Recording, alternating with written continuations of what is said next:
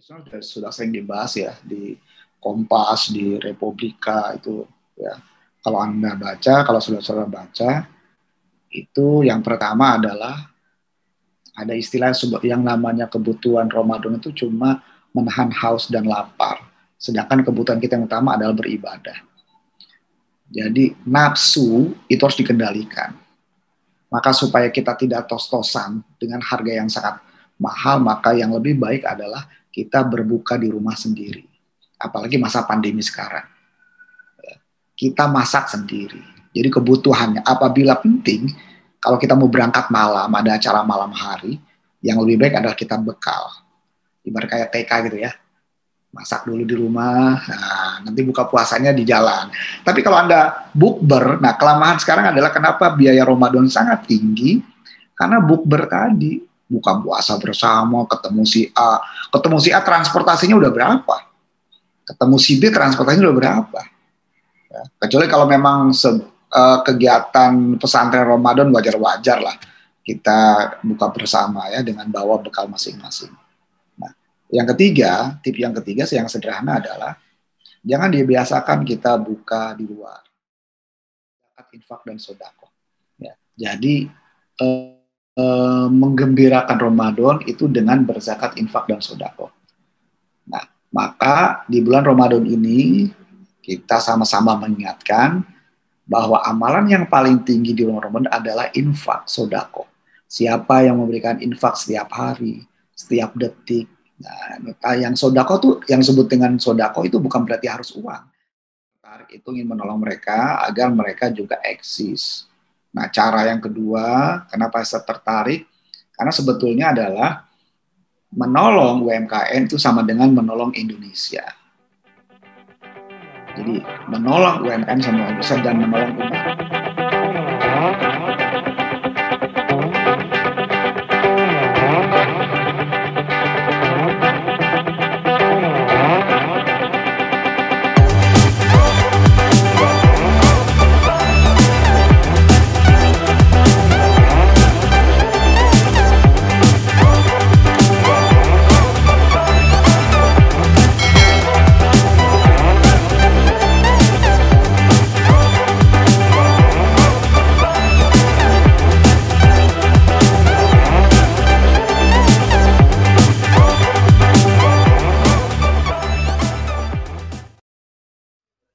Baik, assalamualaikum warahmatullahi wabarakatuh, teman-teman remeh-temeh semua.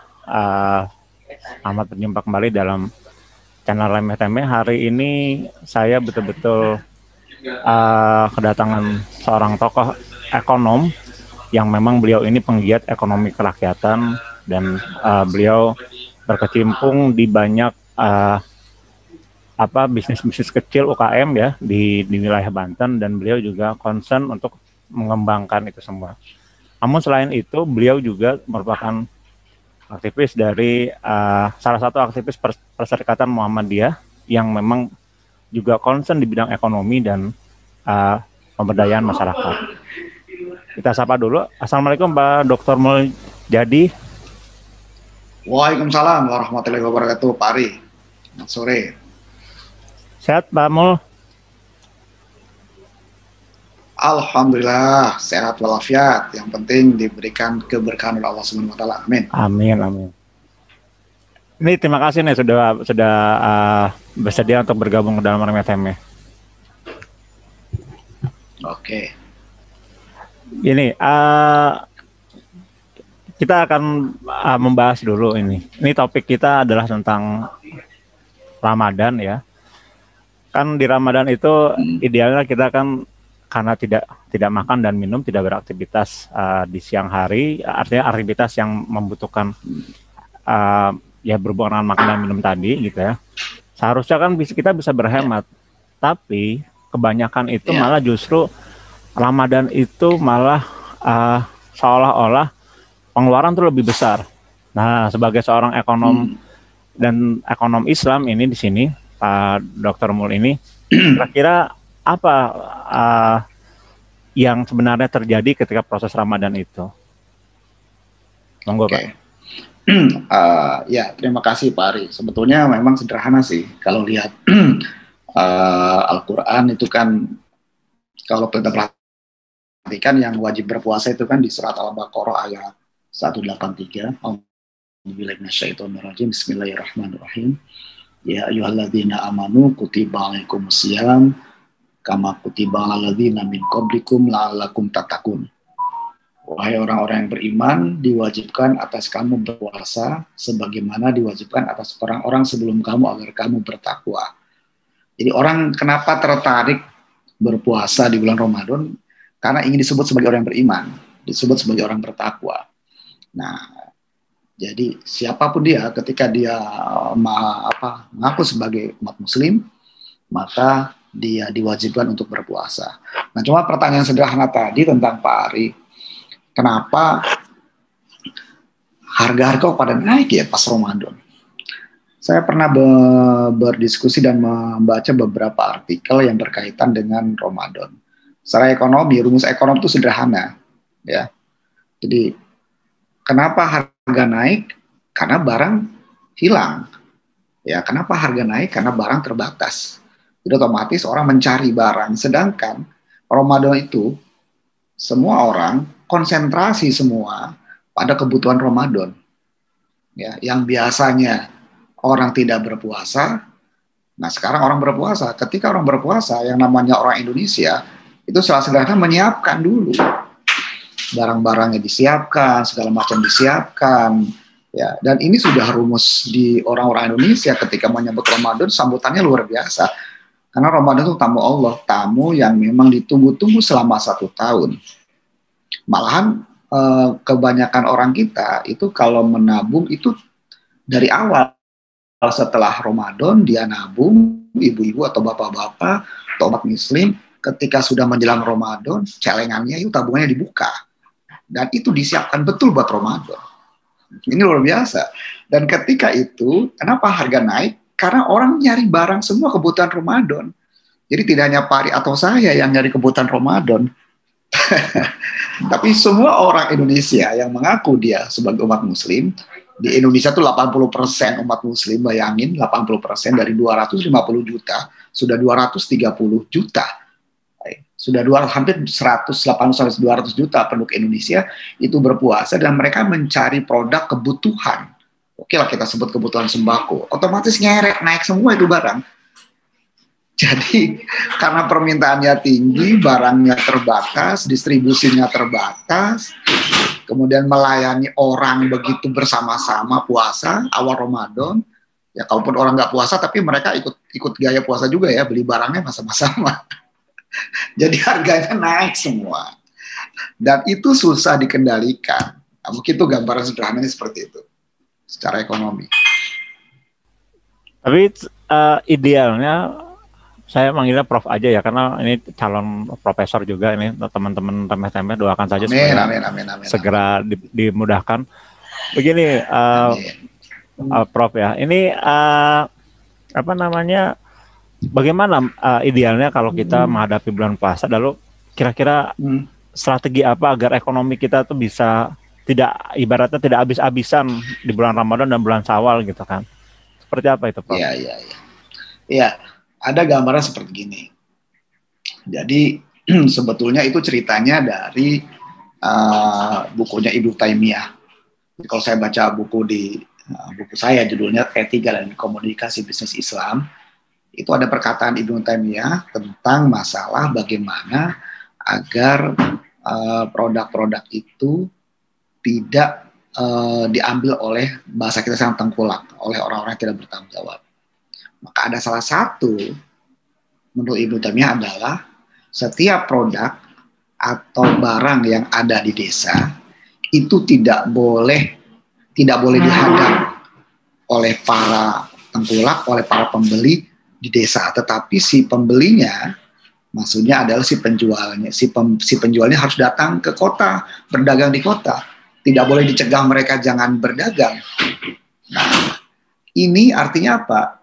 Bahwa produk yang ada di desa, produk yang dibuat di masyarakat desa, itu perlu direncanakan. Nah, di kita kebanyakannya adalah semua produk-produk di desa, kebutuhan sembako seperti padi, gula, cabai, bawang, semua itu dikuasai oleh tengkulak. Dihadang dulu di desa, sebelum sampai ke kota sudah dihadang dulu dengan harga yang murah, kemudian dijual oleh tengkulak dengan harga yang mahal. Jadi apa yang terjadi? Yang terjadi orang kota membeli cabai harga mahal. Jadi kata petani, saya nggak pernah jual mahal, saya jual ya kebutuhan saya.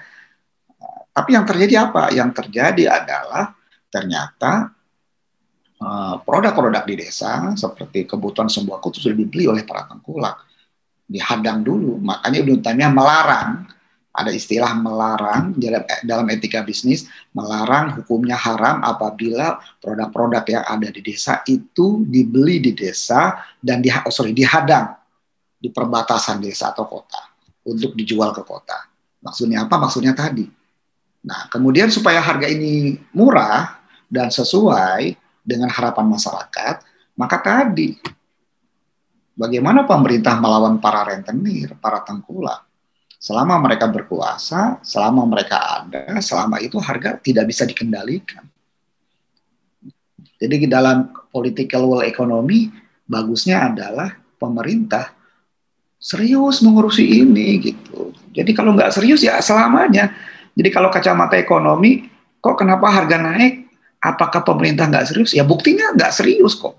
Kalau dia serius, dia akan bersama-sama dengan rakyat, bagaimana caranya agar harga itu stabil, yaitu dengan cara melawan para tengkulak, melawan para rentenir, untuk bisa berbagi menjualnya sesuai dengan harga pasar. Gitu. Nah, yang terjadi harga mahal tuh Pak Ari. Jadi sebetulnya rumus ekonominya seperti itu.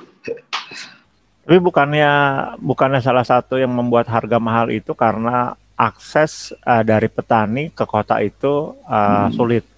Maka mungkin pemerintah saat ini itu membereskan infrastruktur.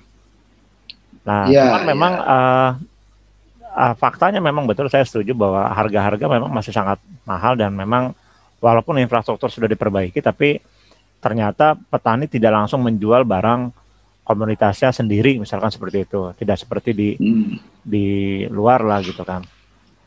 Nah, pertanyaan saya kira-kira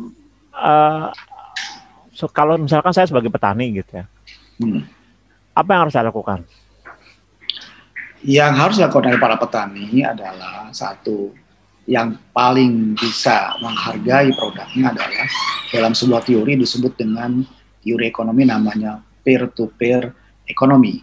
Peer-to-peer ekonomi itu artinya adalah bertransaksi ketika dia akan menjual barangnya, maka dia langsung bertransaksi langsung kepada pembelinya. Pembeli itu berarti yang membutuhkannya. Contoh saya petani, maka saya langsung ketemu Pak Ari. Tidak harus ketemu dengan calo lagi. Ya, peer-to-peer ekonomi. Untuk bisa membuat peer-to-peer ekonomi itu, maka teorinya adalah harus ada yang disebut dengan komunitas. Community. Ya, harus ada komunitas bawang, komunitas sembako, komunitas cabai, dan itu orang akan saling membutuhkan. Saya pencinta cabai, maka saya akan datang ke komunitas cabai dan dengan harga yang langsung. Jadi si petani tahu siapa yang membutuhkan cabai. Karena apa? Karena ada komunitas. Saya ambil contoh lah, komunitasnya, komunitas yang paling sederhana sekarang di Tangerang itu ada nama komunitas sepeda ontel.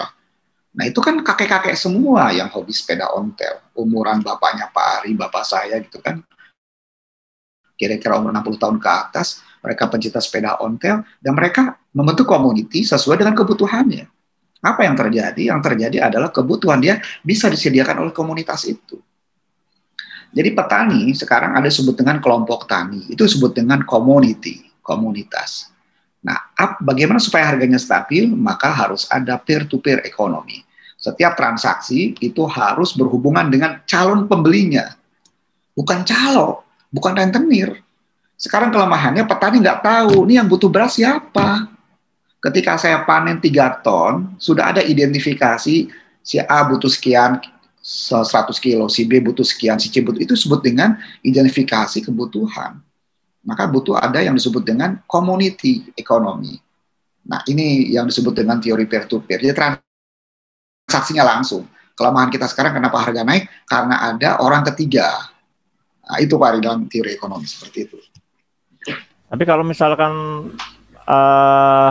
petani langsung berhubungan sama buyer gitu ya, yang langsung, berarti itu tidak ada pedagang dong di situ. Nah, Bagaimana, disinilah ada komunitinya, mitranya adalah pedagang. Jadi pedagang nanti akan mencari petani, Pak Ari. Ini terjadi di Pandeglang. Jadi ada rekan saya, dia seorang sarjana hukum Islam, tapi dia jadi petani. Dia serius sekali menggarap lahan pertanian peninggalan orang tuanya. Dan dia menjadi sebuah kelompok tani terbaik di Bank Indonesia Banten. Dapat penghargaan dari bupati dan sebagainya. Nah, yang dia lakukan adalah dia tidak pernah menjual kepada rentenir, tetapi langsung ketemu dengan yang membutuhkan. Siapa yang membutuhkan? Pedagang. Si pedagang punya pelanggan tetap. Supaya harganya tidak mahal, maka si pedagang datang langsung ke petani. Jadi dijemput tuh. Jadi sebelum panen, itu pedagang dari pasar tidak ada perantara lagi. Dia langsung bertransaksi peer-to-peer ekonomi antara penjual dan pembeli. Si pedagangnya datang ke terminal pasar atau ke terminal kelompok tani, kemudian kelompok tani tadi mempersiapkan kebutuhan pedagang, diangkut langsung. Nah, ini yang menjadikan harga stabil. Si petani untung sesuai dengan keuntungan yang direncanakan, si pedagang juga tidak menjual terlalu mahal karena produk yang dia ambil dari petani langsung, tidak ada perantara. Jadi ada pemotongan distribusi. Itu rata-rata petani mengalami keuntungan yang luar biasa, termasuk juga si pedagang menjualnya tidak terlalu mahal. Nah, di sini rentenir kita masih luar biasa. Itu disebut dengan konsepnya kapitalis, Pak Ali. Itu tadi yang konsep yang Pak Mul ceritakan itu merupakan ide atau konsepsi ekonomi Islam atau apa? Ya, sebetulnya sudah dicontohkan oleh Rasulullah. Itu konsepnya Islam sebetulnya. Hanya dalam teori ekonominya nama peer-to-peer ekonomi. Dan itu sudah dilakukan oleh Eropa dengan adanya Bitcoin. Pak Ari tahu Bitcoin ya. Selain Bitcoin itu sebuah komunitas pembelian uang dengan menggunakan koin. Tapi harganya 1 bit, 1 koin itu sangat tinggi sekali. Kenapa? Karena pemerintah tidak bisa mengatur melawan Bitcoin. Nggak bisa. Aturan karena dia menggunakan community internasional. Hanya anggota-anggota lah yang bisa bertransaksi. Si pemerintah tidak, ketika dibubarkan nggak bisa. Karena ada sandi-sandi tertentu yang bisa bertransaksi. Nah, ini dilakukan oleh konsepnya Bitcoin. Nah, di Indonesia, ini pemerintah masih ikut campur menangani itu dengan harapan tidak ada tengkulak, tidak ada rentenir. Tapi ternyata kenyataannya memang rentenir banyak. Maka Islam mengeluarkan sebuah contoh yang dilakukan oleh Rasulullah. Rasulullah itu kalau berdagang, jadi sebetulnya Muhammad itu adalah seorang pedagang dan sebelum diangkat menjadi Rasul, dia seorang pedagang. Jadi kalau Anda pengen ikut sunnah Rasul, maka harus jadi pedagang. Gitu. Jangan jadi PNS. Jadi pedagang. Jadi ketika Rasul berdagang, ada di bukunya, bisa dibaca di bukunya Muhammad Super Leader, Super Manager, karangan Safi Antonio, Profesor Safi Antonio. Di situ dikatakan bahwa Rasulullah ketika ingin menjual barangnya, itu dengan cara melelang. Jadi lelang itu sebetulnya dicontohkan oleh Rasul. Jadi ketika Rasul menjual, contoh sekarang jual baju lah.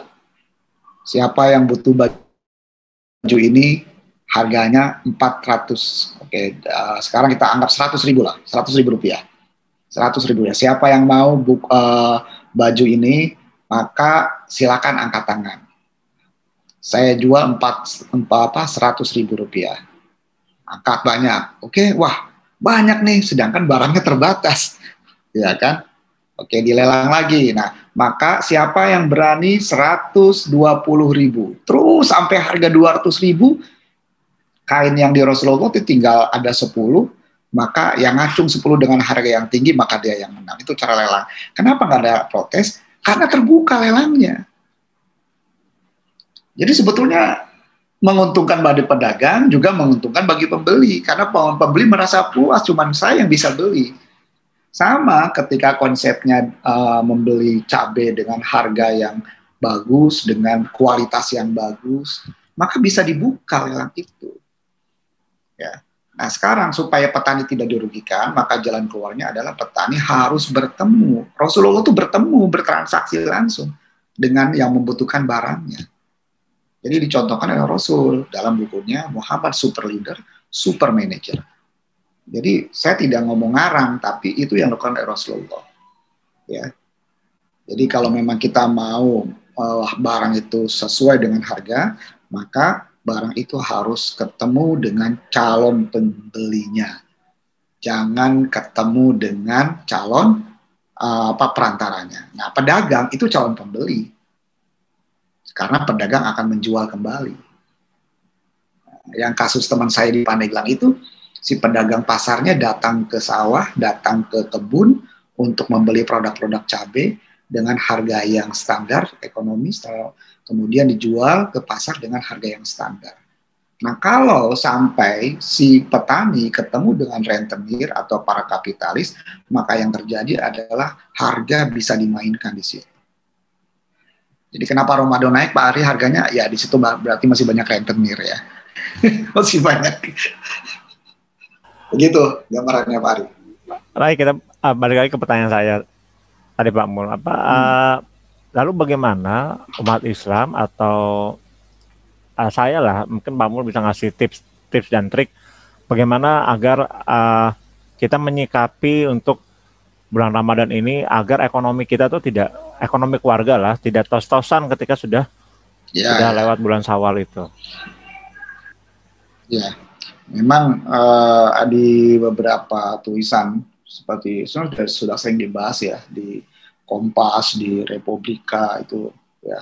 Kalau Anda baca, kalau saudara baca, itu yang pertama adalah ada istilah yang namanya kebutuhan Ramadan itu cuma menahan haus dan lapar. Sedangkan kebutuhan kita yang utama adalah beribadah. Jadi nafsu itu harus dikendalikan. Maka supaya kita tidak tos-tosan dengan harga yang sangat mahal, maka yang lebih baik adalah kita berbuka di rumah sendiri. Apalagi masa pandemi sekarang. Kita masak sendiri. Jadi kebutuhannya apabila penting, kalau kita mau berangkat malam, ada acara malam hari, yang lebih baik adalah kita bekal. Ibarat kayak TK gitu ya, masak dulu di rumah, nah, nanti buka puasanya di jalan. Tapi kalau Anda bukber, nah kelemahan sekarang adalah kenapa biaya Ramadan sangat tinggi, karena bukber tadi, buka puasa bersama, ketemu si A transportasinya udah berapa, ketemu si B transportasinya udah berapa. Ya, kecuali kalau memang kegiatan pesantren Ramadan wajar-wajar lah, kita buka bersama ya dengan bawa bekal masing-masing. Yang ketiga, tip yang ketiga yang sederhana adalah jangan dibiasakan kita buka di luar. Ya, buka puasa di luar itu kosnya sangat tinggi. Betul sangat tinggi. Kecuali kalau sebulan sekali, seminggu sekali. Ya ini kan hampir tiap hari kita buka puasa di luar. Di luar ya habis lah. Ya, dan kebanyakan pengeluaran yang kita puasa cuma sehari, tapi pengeluarannya bisa sampai 150.000 atau 200.000 sekali makan. Nah, ini kan kalau dikali 4 sudah berapa ratus ribu. Padahal kita buka puasa itu langsung kenyang Pak Ari. Minum saja langsung kenyang itu. Tapi ketika kita pesan, ketika dalam kondisi puasa itu nafsu yang dikeluarkan. Akhirnya apa yang terjadi? Yang terjadi adalah kita keluar kos yang sangat tinggi. Pengen A, pengen B, pengen C, pengen D, begitu kan? Pas minum air putih dengan kurma kenyang, hilang. Lah itu nganggur lagi. Mubazir. Saya kira tipnya cuma 3 itu saja. Ini Pak Mul, di layar saya, di layar kita juga terlihat ada tulisan lazismu ini. Tagline-nya memberi untuk negeri. Mungkin bisa digambarkan lazismu itu apa, lalu berarti kita juga bisa bayar zakat juga di lazismu ya? Zakat fitrah nanti. Bisa. Ya, betul. Jadi gini, lazismu itu singkatan dari Lembaga Amil Zakat, Infak dan Sodakoh Muhammadiyah. Ini punya Muhammadiyah. Nah, kebetulan saya Ketua Lajismu Provinsi Banten. Nah, di Kota Tangerang juga ada nanti Lajismu Kota Tangerang, ini SK-nya akan dikeluarkan sebentar lagi. Yang sudah resmi itu adalah Lajismu Kota Tangerang Selatan, Kota Serang sudah pada buka. Nah, saya tingkatannya Lajismu Provinsi Banten. Nah, hasil Rakornas kemarin, maka kita berpikir bagaimana caranya mensyiarkan Ramadan ya, memberi Ramadan dengan berzakat, infak, dan sedekah. Ya, jadi menggembirakan Ramadan itu dengan berzakat, infak, dan sedekah. Nah, maka di bulan Ramadan ini kita sama-sama mengingatkan bahwa amalan yang paling tinggi di bulan Ramadan adalah infak, sedekah. Siapa yang memberikan infak setiap hari, setiap detik. Nah, yang sedekah tuh, yang disebut dengan sedekah itu bukan berarti harus uang, tapi sedekah itu bisa juga senyuman, membantu orang di bulan Ramadan, membersihkan masjid, itu sedekah. Ya, jadi jangan khawatir yang tidak punya uang di bulan Ramadan itu dengan bersedekah saja sudah mendapat pahala yang sangat tinggi. Nah, Lajismu sebagai lembaga resmi menurut Undang-Undang Zakat Republik Indonesia bahwa salah satu lembaga yang resmi menyalurkan zakat, infak, sedekah bisa lewat LAZ, Lembaga Amil Zakat. Nah, Muhammadiyah namanya Lajismu, Lembaga Amil Zakat, Infak, Sedekah Muhammadiyah. Itu singkatannya. Dan menggembirakan di Ramadan ini, bagaimana Ramadan ini menjadi ladang kita untuk memberikan zakat, infak, dan sedekah. Jadi Lajismu menerima infaknya Pak Ari, zakatnya Pak Ari, teman-teman sekalian, ini kita menerima untuk disalurkan nanti. Jadi tidak hanya zakat fitrah, zakat mal, ya, kemudian zakat-zakat yang lain seperti zakat pertanian, ya, atau zakat profesi. Profesi ini sebetulnya dihitungnya bisa per bulan, bisa wajibnya per tahun, tapi supaya ringan biasanya bisa dikeluarkan per bulan. Nah, kemarin kita punya konsep bagaimana kita berzakat tiap bulan. Zakat profesi cuma 2,5%. Jadi kalau kita gaji contoh 4 juta, maka 4 juta dikali 2,5%. Kecil sekali.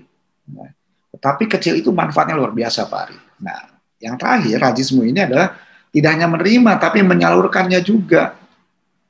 Kepada siapa? Ya 8 asnaf tadi. Ada fakir miskin, ghorimin, kemudian orang yang sedang belajar, orang yang sedang terkena hutang, ya.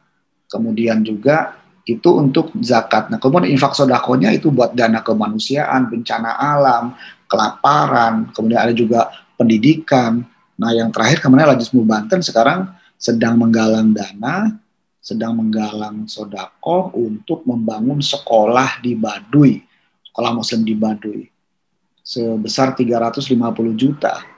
Dan itu sudah kita kirim beberapa dana kecil kepada mereka dan kita akan bangun target 3 bulan. Moga-moga Ramadan ini mereka bisa membangun sekolah masyarakat Baduy. Kasihan mereka, ya. Sekolahnya hancur, ya. Kemudian kita robohkan, kita akan naikkan dengan sekolah yang sangat bagus. Itu dari Lajismu. Gitu Pak Ari, konsepnya Lajismu.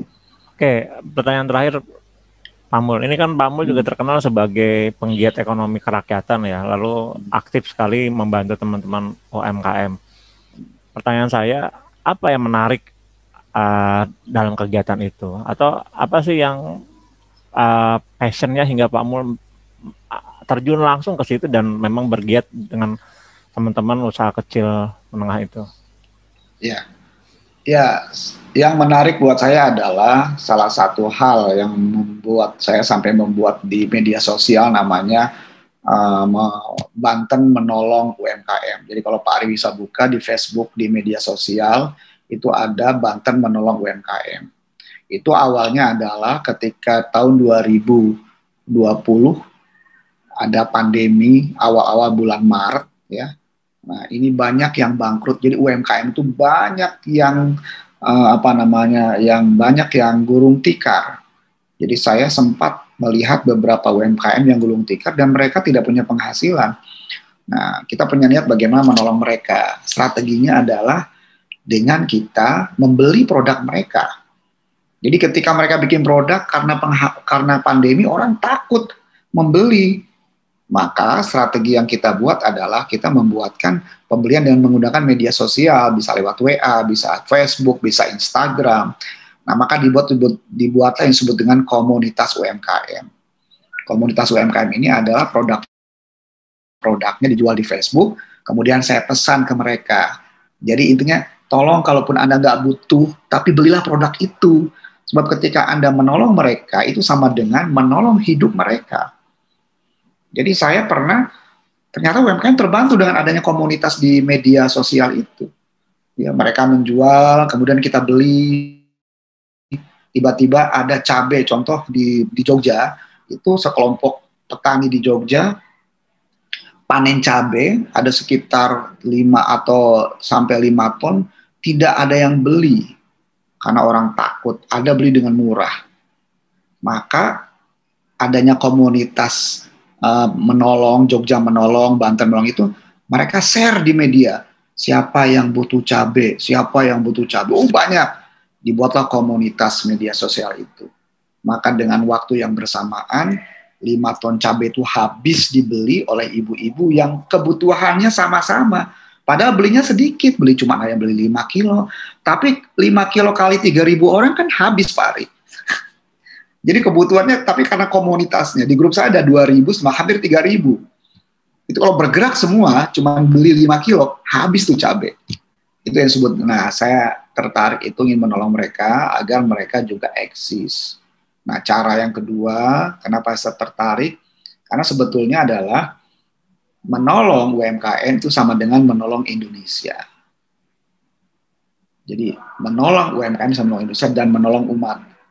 Jadi siapa yang menolong? Ya kita. Kalaupun kita nggak mampu membeli banyak, tapi kita mengajak teman-teman kita untuk beli. Nah, jadi saya bergiat di situ adalah bagaimana UMKM ini, menurut penelitian ya dari data data statistik di Indonesia, bahwa 99,04% itu kegiatan ekonomi dipegang oleh para pelaku UMKM. 0,6% masih di bawah 1% itu dikuasai oleh para konglomerat. Konglomerat itu sedikit, Pak Ari. Masih di bawah 1% dari jumlah penduduk Indonesia. Bayangkan. Nah kita, kalau UMKM saja jatuh, UMKM saja bangkrut, maka itu batuknya batuk Indonesia. Batuk Indonesia artinya apa? Indonesia sudah batuk-batuk ekonominya. Sudah harus segera ditolong. Nah yang 6% apa mampu menolong? Tidak bisa. Karena ekonomi di Indonesia itu hampir 90% dikuasai oleh pelaku pedagang UMKM. Coba cek saja, di mana-mana pasti itu pedagang kecil. Kalau Pak Adi datang ke Pasar Anyer atau di Poris atau di mana Pasar Kemis, itu banyak pedagang berjejer. Artinya apa? Itu menunjukkan bahwa para pelaku ekonomi Indonesia kebanyakan adalah pelaku UMKM. Gitu gambarannya, Pak Ari. Yang menarik tagline-nya tadi, menolong UMKM, menolong Indonesia ya. Iya, betul. Itu keren, tagline yang keren. Mungkin terakhir Pak Mul ada pesan-pesan, karena kebetulan Remeh Temeh ini yang subscribe itu kebanyakan teman-teman mahasiswa, ibu-ibu dari Aisyah, teman-teman dari Muhammadiyah juga, seluruh Indonesia, ada yang dari Papua, dari Banda Aceh. Mungkin apa ya spirit dari Pak Mul agar kita ini tadi ya, seperti Pak Mul luar biasa itu memiliki kepedulian kepada sesama, kepedulian kepada bangsa. Jadi bergerak dan real bergerak turun ke bawah gitu kan, untuk peduli pada sesama. Apa nih spiritnya atau motivasinya? Ya, motivasinya adalah yang pertama, hidup itu cuma sekali. Jadi manfaatkan hidup sekali Anda. Karena ketika Anda mati, Anda tidak bisa menolong lagi. Jadi kesempatan Anda untuk bisa menolong adalah pada hidup pertama Anda. Sebab hidup yang kedua nanti setelah mati adalah Anda tidak akan bertemu lagi dengan mereka. Itu motivasi saya ya, supaya hidup ini. Yang kedua, hidup itu harus berbagi. Karena dengan berbagi, kita akan mendapatkan pemberian yang banyak. Jadi berbagi bukan berarti kita memberi, tapi berbagi adalah memberikan sesuatu yang kita punya dengan orang lain, dan insya Allah Tuhan akan memberi kita lebih banyak lagi. Mungkin itu Pak. Baik Pak Dr. Mulyadi, terima kasih atas waktunya. Ini memang teman-teman semua, Dr. Mul ini orang paling sibuk ya, dan beliau ini walaupun rumahnya di Tangerang tapi sering bolak-balik kayak tadi seperti teman-teman saksikan, beliau punya teman di Pandeglang, ada juga teman komunitas di Jogja, dan memang beliau ini fokus untuk membantu dan membangun UMKM agar bisa lebih baik dari tiap harinya. Terima kasih Pak Mul, semoga sehat selalu. Assalamualaikum warahmatullahi wabarakatuh. Waalaikumsalam warahmatullahi wabarakatuh. Maaf.